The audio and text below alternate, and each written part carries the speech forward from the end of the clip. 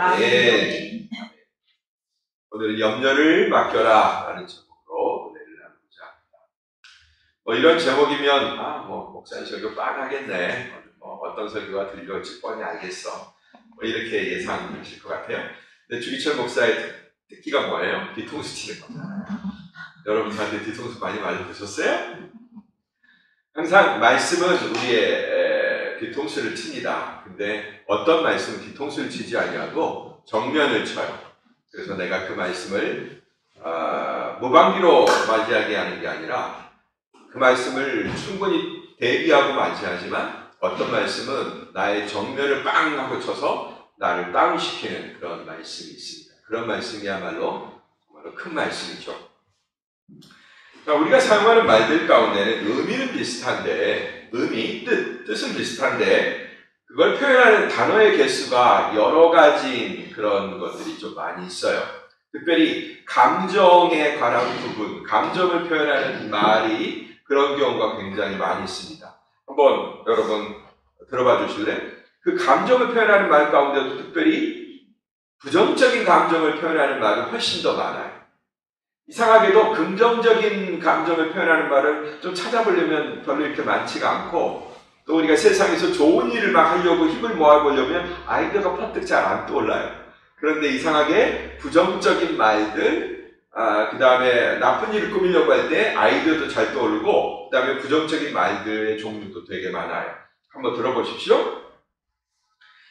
이런 말이에요. 근심. 오늘 나온 말 염려죠? 근심, 염려. 여러분 이거 구분해서 쓸 수 있어요?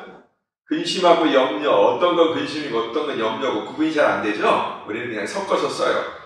자, 근심, 걱정, 염려, 그 다음에 또 뭐가 있어요? 우리가 보통 이게 자주 쓰는 말이고, 조금 이제 한자어로 가면 우려한다 그러는데 내가 너를 우려해, 걱정해, 이런 거 있고, 그 다음에 그걸 마음에 품으면 뭐가 돼요? 네 마음에, 네 얼굴에 수심이 가득 차 있네. 수심이라는 말도 있어요. 그 다음에 그 수심을 가지고 계속 씨름하고 있으면 그걸 노심초사라고 해요. 노심초사. 그죠? 그 다음에 노심초사가 계속 해결되지 않고 이어지면 고민이라고 해요. 고민. 벌써 7개나 돼요. 그렇게 의미가 그렇게 썩 구별되지 않는 것 같은데, 그러나 뭔가 약간 특징이 조금씩 다른, 그러나 같은 의미를 표현하는 말이 7개나 되는 것을 우리는 보게 됩니다. 어떤 말은 굉장히 자주 쓰고 어떤 말은 조금 덜 자주 쓰고 그런 정도만 다르죠. 자, 이런 단어, 이 의미들이 뭐예요? 해결되지 않는, 우리 인생 가운데서 해결되지 않는 그런 어떤 일 때문에 어려운 내 마음을 표현할 때 근심, 걱정, 염려, 그 다음에 우려, 수심, 노심초사, 고민, 이런 말들을 쓰는 거예요. 나 고민이 있어. 말하지 않아도 얼굴에 수심이 가득 차 있고. 그렇죠? 그 다음에 염려하면 한숨이 훅 나오고. 예, 우리는 그렇게 다 얼굴로도 표현하고 단어로도 표현하고 그렇게 합니다. 뭘? 어려운 마음들이 그렇게 표현이 되는 거예요. 이런 종류의 단어가 많고 우리에게 그렇게 낯설게 여겨지지 않는 이유가 뭘까요? 그건 바로 그럴 만한 일들, 걱정하고 염려하고 근심하고 노심초사하고 고민하고 수심 그득한 그런 일들이 우리 인생에 그만큼 많다는 얘기인 거예요. 그렇죠? 그렇습니다. 오늘 지금 이 순간에도 우리는 근심과 걱정에서 썩 자유스럽지 않아요. 지금 여러분들이 제게 멀쩡한 얼굴을 보여주시지만, 그리고 목사가 둔감해서 여러분 얼굴 탁 보고서 저 집사님 마음 가운데 어떤 고민이 있구나 탁 알면 좋겠는데, 저는 눈치 빵단이에요. 눈치가 없어요. 그래서 우리 사모님이 그냥 약간만 불편한 감정이 있어도 저는 잘 못 알아채요. 자꾸 그걸 알리려고 막 여러 가지 사인을 줬는데도 불구하고 못 맞춰요. 가면 갈수록 못 맞추는 것 같아요. 오래 살면 맞춰야 되는데 오래 살면 살수록 못 맞춰요. 왜냐하면 아마 나를 많이 헷갈리게 해서 그럴 거예요. 그냥 그렇다고 하면 딱 짐작할 수 있는데, 뭐 표현하는 방식이 그때마다 다르니까 도대체 뭐가 뭔지 오리무중이 되는 거예요. 그러나 여러분의 마음 가운데는 분명히 한 개 이상의 근심거리, 걱정거리들은 다 있을 거예요. 그런데 그런 마음이 역으로 우리를 기도의 자리로 내모는 이유가 되기도 합니다. 이 7가지 단어의 고통스러운 문제들이 역으로 우리를 기도의 자리로 내몰아요. 반대로도 생각할 수 있겠죠? 기쁨을 표현하는 환희, 즐거움, 이런 것들, 희열, 이런 여러 가지 좋은 감정들도 있죠? 그러나 그건 우리를 어디로 몰아요? 즐기는 자리로 우리를 몰아가죠. 그러나 근심, 걱정, 이런 어려운 점들이 우리를 주님 앞으로 인도한다는 것입니다. 우리 주님도 이렇게 우리를 둘러싼 환경이 어렵다라는 것을 너무 잘 아세요. 우리의 형편이 그만큼 곤란하다라는 것을 너무나 잘 아세요. 그래서 이 성경에다가 그 해법을 굉장히 많이 기록해 놓으셨어요. 그냥 기쁠 때는 그냥 기뻐하라. 내 이웃과 함께 기뻐하라. 나누라. 이 정도뿐인데 슬프고 힘들고 고민에 빠질 때는 얼마나 많은 해법을 이렇게 우리에게 주셨는지, 그 다음에 그런 고민으로부터, 힘든 지경으로부터 건진받았던 사람들의 예를 우리들한테 굉장히 많이 이렇게 소개를 해주고 계시다 말이죠. 구약의 인물들은 그들의 이야기를 적나라하게 기록하죠. 다윗의 이야기 들어보면 그 이야기도 적나라하고, 그 다음에 시편을 읽어보면 그냥 우리식으로 그냥 싸구려를 표현하면 아이고 하나님 저놈의 자식 때문에 나 죽겠어요. 쟤 좀 어떻게 좀 해주세요. 이런 표현들이 너무나 많아. 나는 차라리 죽는 게 더 나아요. 이런 표현들도 있죠. 욥기를 읽어봐도 그렇고요. 나는 차라리 안 태어나는 게 훨씬 더 좋았어요. 이렇게 자기 인생을 저주하는 표현들도 들어있단 말이에요. 그러니까 이 구약의 인물들은 구약의 인물 나름대로, 또 신약의 저자들대로 그들 나름대로 이 부분을 자주 다루고 있다라는 것입니다. 또 뭐예요? 그만큼 우리에게 그런 부분이 많이 있고 다뤄줘야 되기 때문에, 그런 위기 상황은 분명히 하나님의 능하신 손이 개입되어야 되기 때문에 그렇게 하셨다는 거예요. 그러므로 성경의 주요 관심사는 바로 그런 염려와 근심을 몰아내는 데 있다고 해도 과언이 아니에요. 우리 주님의 관심이 그랬어요. 너희는 근심하지 말라. 아버지를 믿으니 또 나를 믿으라. 이렇게 말씀하셨죠. 우리 주님의 관심사가 그러했다라는 거죠.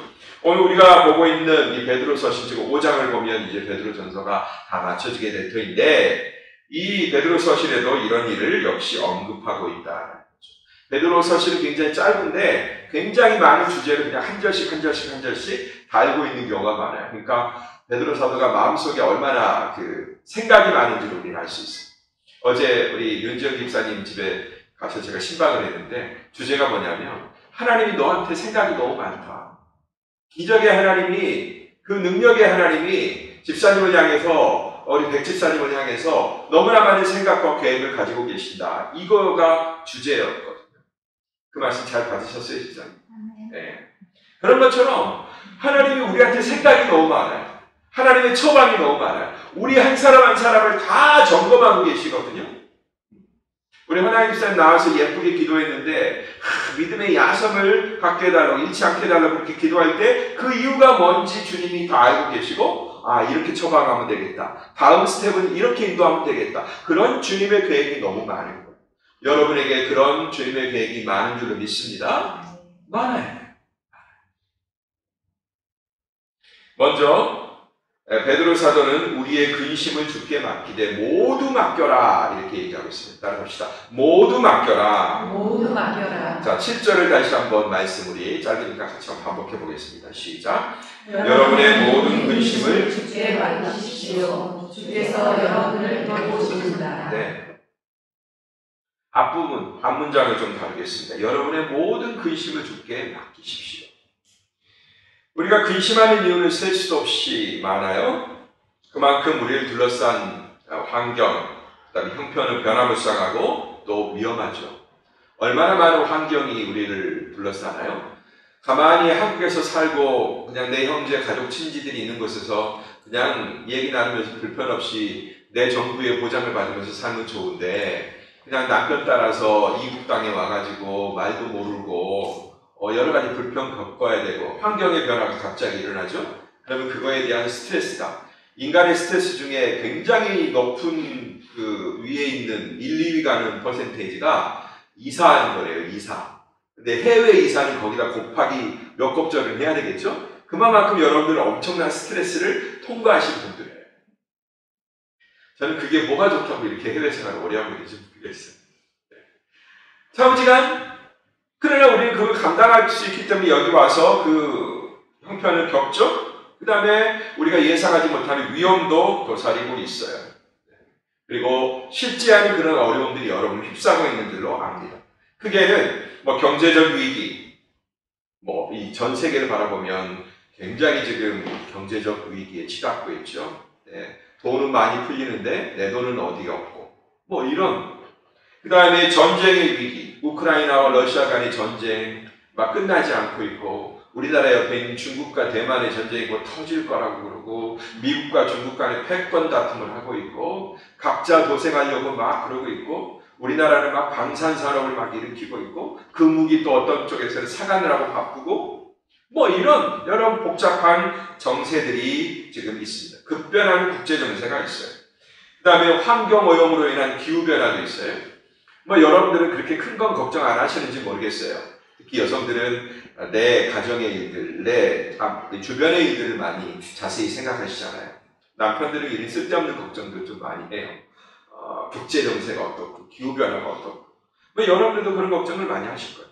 그러나 거기에 플러스 또 뭐예요? 그것만 있으면 좋겠지만 여러분의 가정적인 문제, 개인적인 문제, 자녀의 문제, 남편의 문제, 이런 여러 가지 난관들이 추가가 된다는 거예요. 이루 언급하기가 어려울 정도로 여러분에게 많은 것들이 다 있습니다. 다 건강에 대해서는 한 가지 이상씩 다 갖고 계시죠? 네. 이제 다 우리가 조금씩 고장날 때. 그 다음에 내 자녀의 진로와 미래, 그다음에 현재 공부. 우리 엄마들은 내 자녀의 친구 관계까지 고민을 해야 돼요. 그죠? 그 다음에 교회에 나와서 또 어떻게 할까? 사람들과 어떻게 좋은 관계를 가질까? 하나님과 어떤 좋은 관계를 가질까? 남편하고는 어떻게 대화를 좀 틀까? 뭐 여러 가지 고민들이 여러분에게 쌓여있는 줄로 압니다. 그래서 우리에게 결국 찾아오는 게 뭐예요? 하는 한숨과 걱정과 근심과, 그게 해결이 안 되면 짜증도 나고요. 짜증이 해결이 안 되면 막 터지기도 하고요. 터져도 해결이 안 되면 그냥 스스로 우울증에 빠지기도 하고요. 여러 가지 안 좋은 그런 결과들이 빚어지는 것을 바라보게 됩니다. 그러면 여러분, 우리가 그런 일들이 계속 빚어지니까 계속 거기에 빠져 있어야 될까요? 이런 스트레스를 주는 환경들이 많으니까 세상은 그런 거야, 그냥 체념하고 에이 뭐 그런 거지 뭐 하면서 우리가 그렇게 살아가야 될까요? 성경은 그런 상태를 하염없이 지속할 필요가 없다라고 얘기해요. 오늘 특별히 베드로 사도가 여러분의 모든 근심을 주께 맡기십시오 이렇게 얘기합니다. 따라합시다. 주께 맡기십시오. 주께 맡기십시오. 별거 아닌 문제도 주께 맡기십시오. 별거 아닌 문제도. 하물며 오늘 아침에 여러분이 배탈 났다면 그 배탈 난 문제를 가지고도 주 앞에 맡기세요. 아주 작은 문제부터. 그런 작은 문제를 맡길 수 있어야 큰 문제를 맡깁니다. 저는 때로는 여러분의 기도의 제목을 들을 때 어떤 때는 그런 생각이 들어요. 좀 저런 기도의 제목에서 좀 벗어나면 안 되나? 이런 생각이 들 때가 있어요. 늘 하염없이 한결같이 똑같으니까 조금 업그레이드 되면 안 되나? 뭐 이런 생각. 나에 대한 기대와 내 저변 문제에 대한 그런 관심으로부터 조금 벗어나서 하나님의 크고 아름다운 세계를 좀 전망하고 대망하면 안 되나? 그런 아쉬움이 들 때가 있어요. 그러나 여러분, 그것도 단계가 있는 거예요. 처음부터 그렇게 되지를 못하고 그런 기도가 나하고 별로 상관이 없어요. 그럼 기도의 세계에 조립하지도 못해.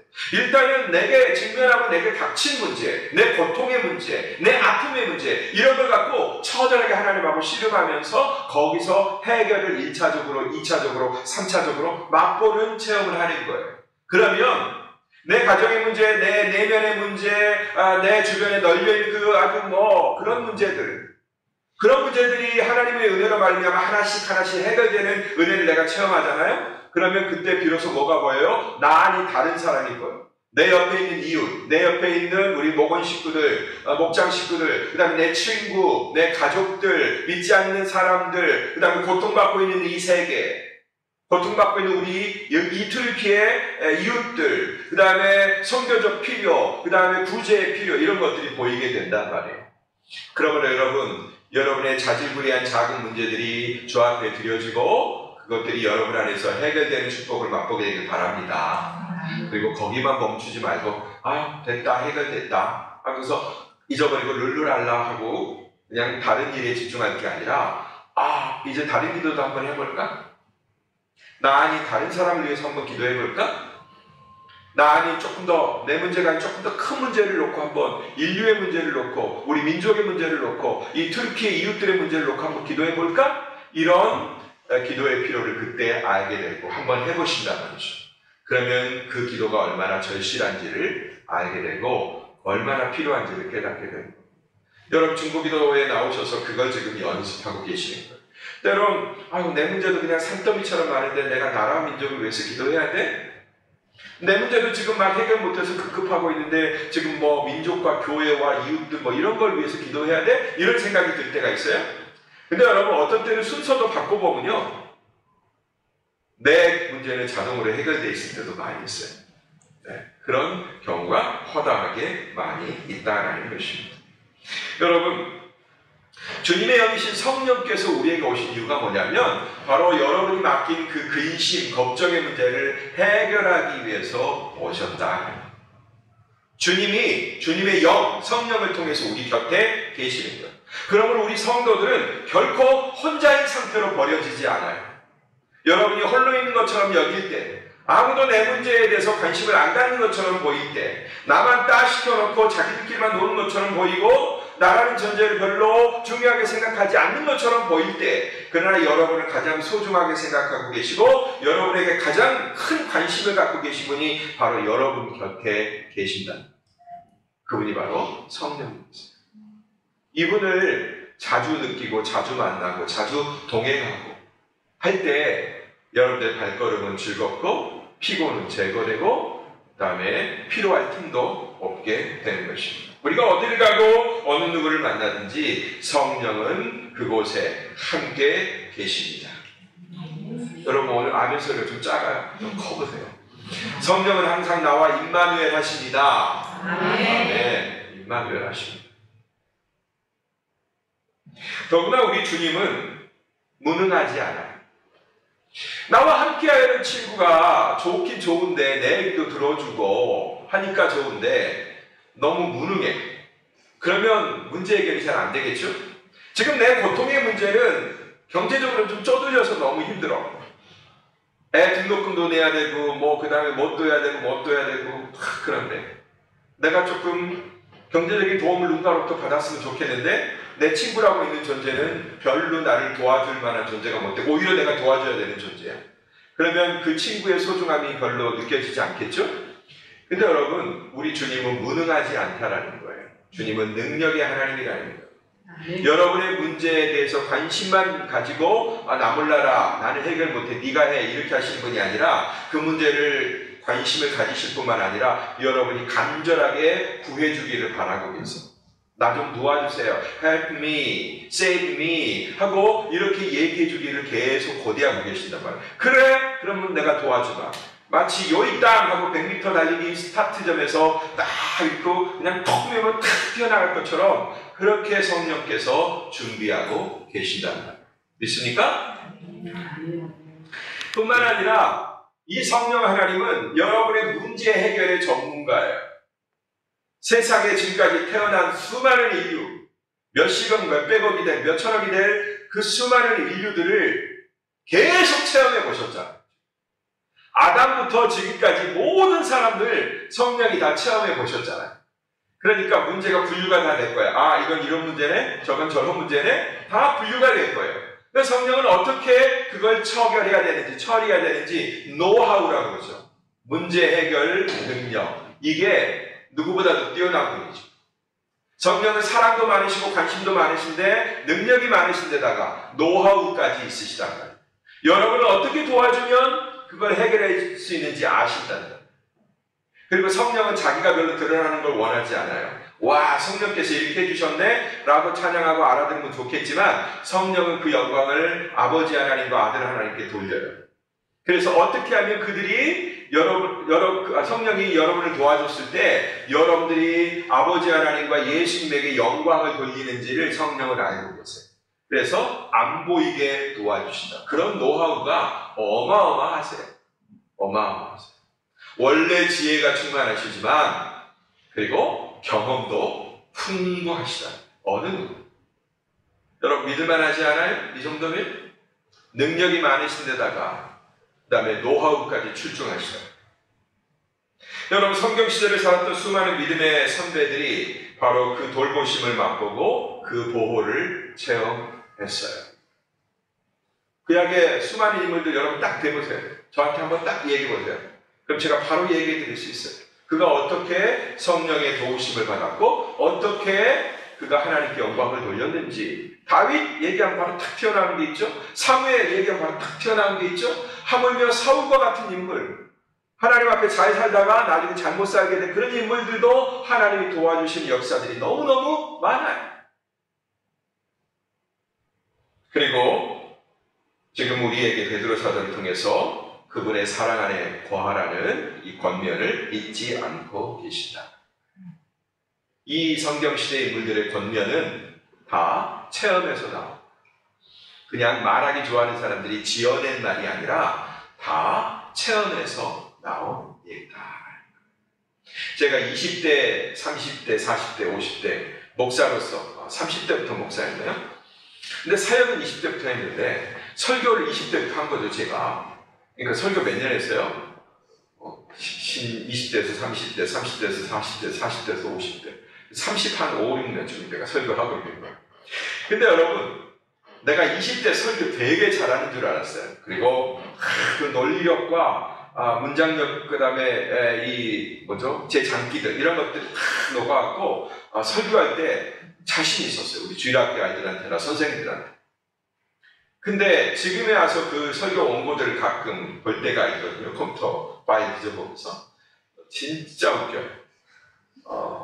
내용은 뭐 그렇게 나쁘지 않은 것 같아요. 근데 뭐 하나님은 이러십니다. 하나님은 우리를 도우신 분입니다. 이렇게 얘기하는 저의 그 설교 내용을 보면서 아이고, 지가 그거 경험하기는 했나? 뭐 이런 생각을 할 때가 많이 있어요.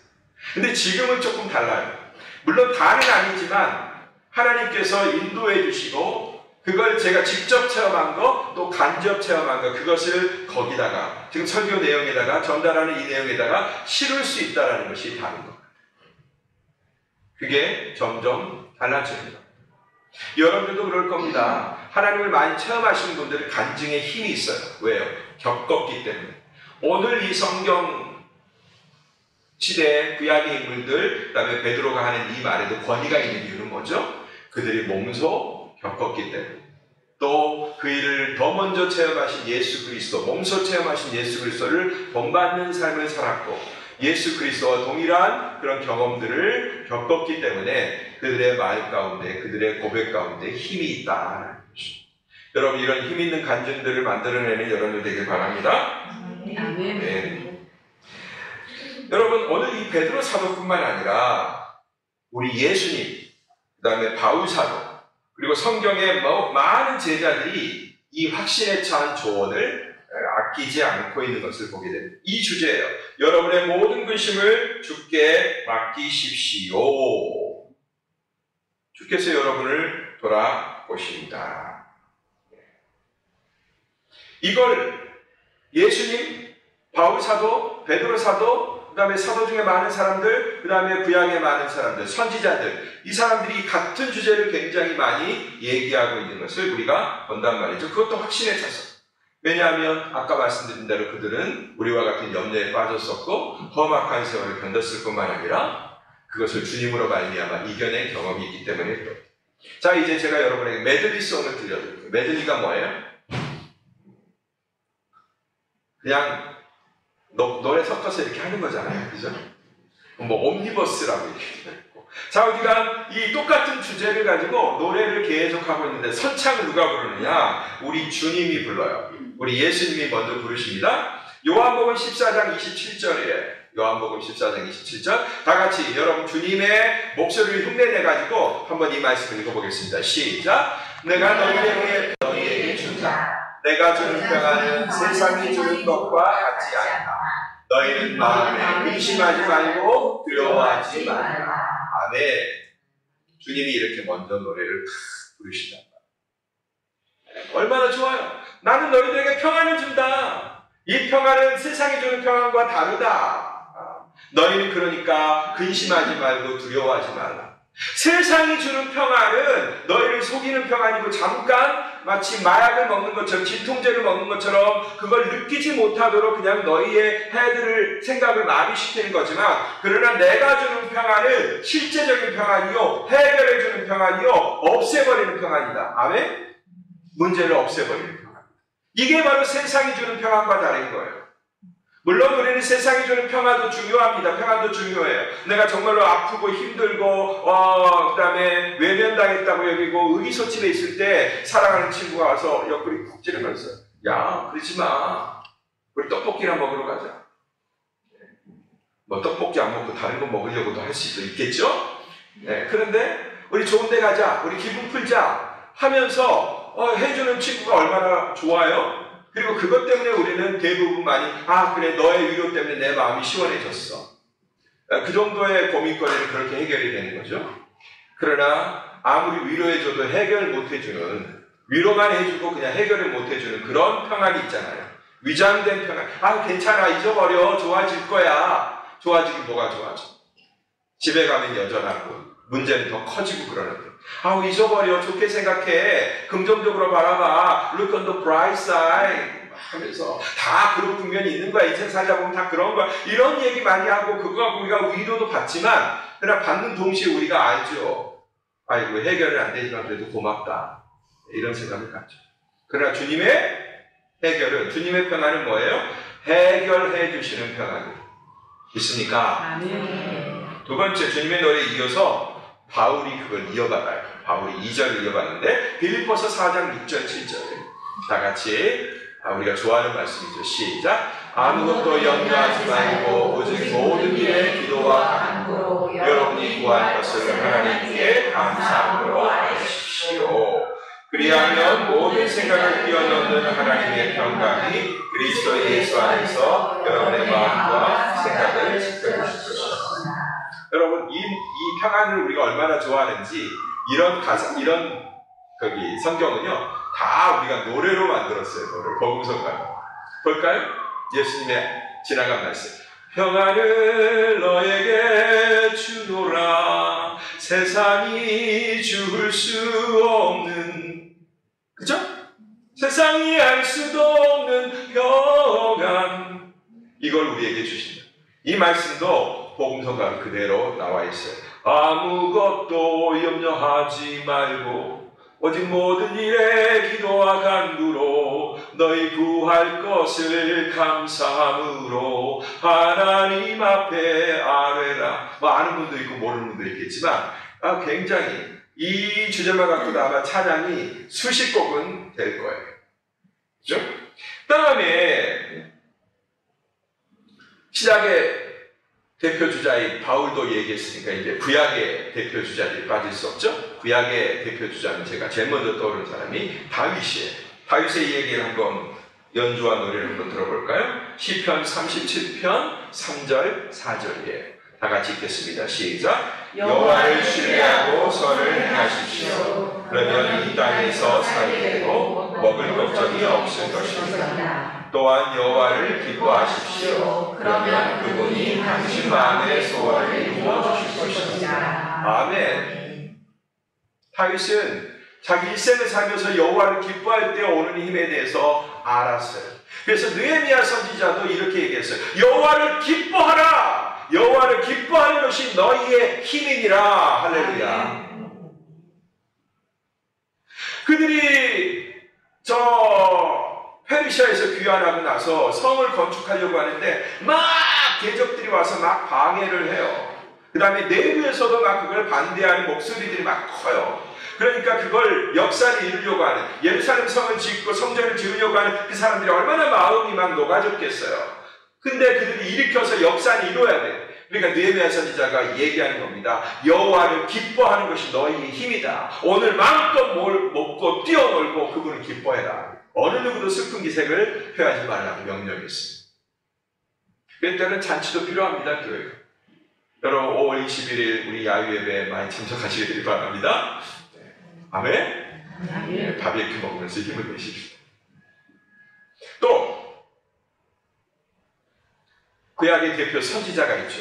왕이 있었다면, 다윗이 있었다면 대표 선지자 이사야입니다. 이사야의 멋진 가사도 빼놓을 수가 없어요. 제가 이걸 가지고 옛날에 여러분에게 노래 한번 불러드린 적이 있는데, 이사야 41장 10절이에요. 다 같이 읽어봅시다. 시작. 그러니 두려워하지 마라. 내가 너와 함께이다. 걱정하지 마라. 나는 내 하나님이다. 내가 너를 강하게 하고 너를 도와주겠다. 내 의로운 오른손으로 너를 붙들어 주겠다. 아멘.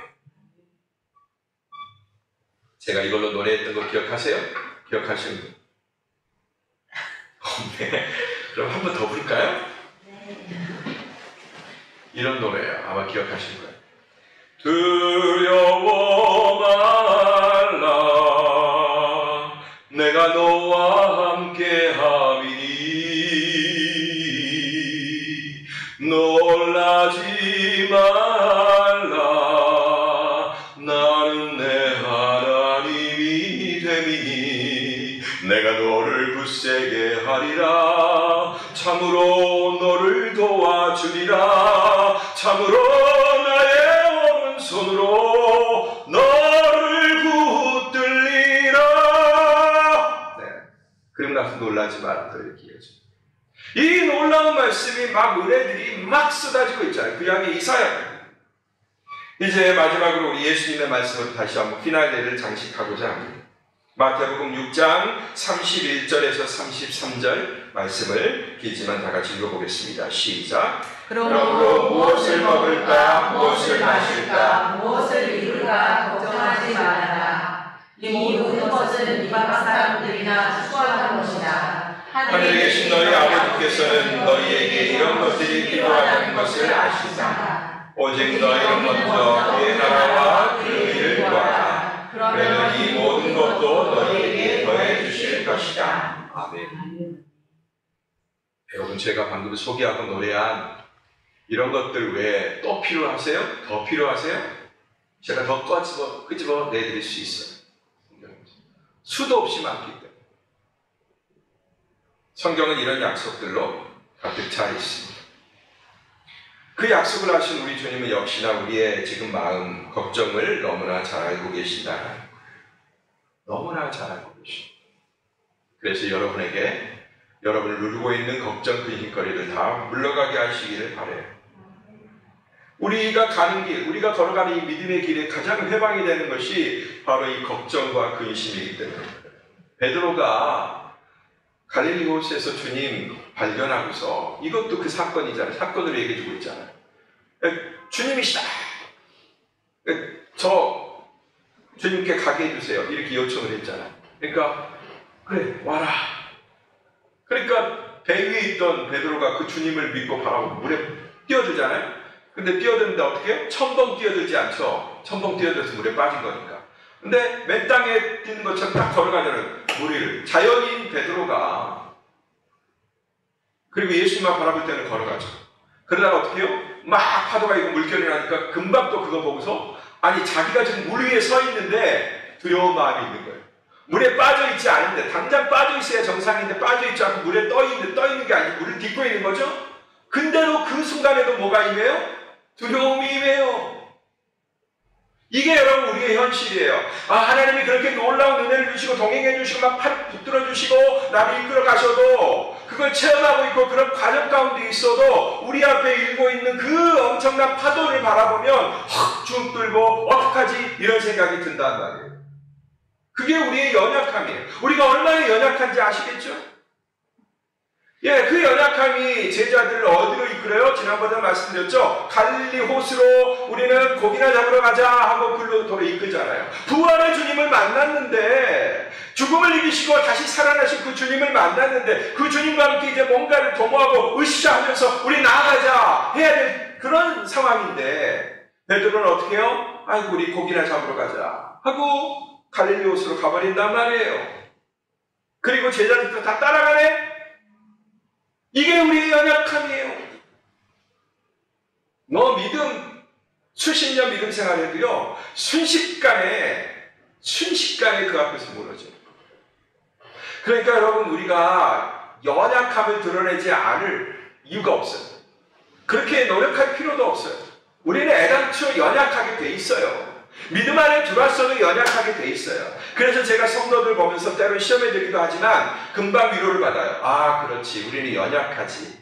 우리 모두가 다 연약하지. 그래, 넘어질 수밖에 없도록 우리는 되어 있지. 그럼에도 불구하고 그 위에 우리 하나님의 은혜가 흐르고 있지. 바로 그런 나를 위해서 우리 주 예수 그리스도가 모든 걸 다 이루어 주셨지. 이런 확신이 있기 때문에 또 위로받고 새 힘을 얻는. 여러분도 그렇게 되기를 바랍니다. 바로 이 걱정과 근심의 회방거리를 우리 주님이 뚫기 위해서 꺼내놓으신 카드가 있어요. 그게 바로 제일 먼저 읽어드렸던 우리 주님이 내놓으신 카드예요. 바로 평안이에요. peace, 평안. 평안을 너에게 주노라. 세상이 줄 수 없는, 세상이 알 수도 없는 평안, 평안, 평안, 평안을 내게 주노라. 우리 다 같이 한번 이 찬양을 나를 향해서, 우리 모두를 향해서 같이 한번 불러봤으면 좋겠습니다. 평안을 너에게 주노라. 진심으로 주세요.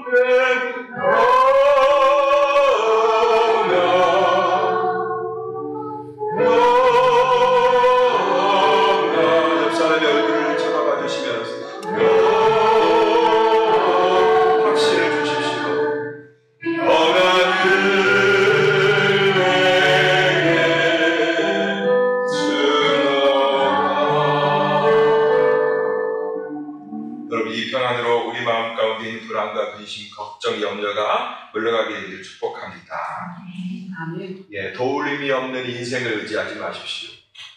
시편 기자가 그렇게 얘기합니다. 너희는 여호와를 의지하라. 도울림이 없는 인생을 의지하지 말지니라고 얘기하고 있습니다. 터럭 하나라도 바꿀 수가 없습니다. 인간적 해법을 구하면 구할수록 더욱 오리무중에 빠질 것입니다. 우리에게는 가장 확실한 해결 방법이 있습니다.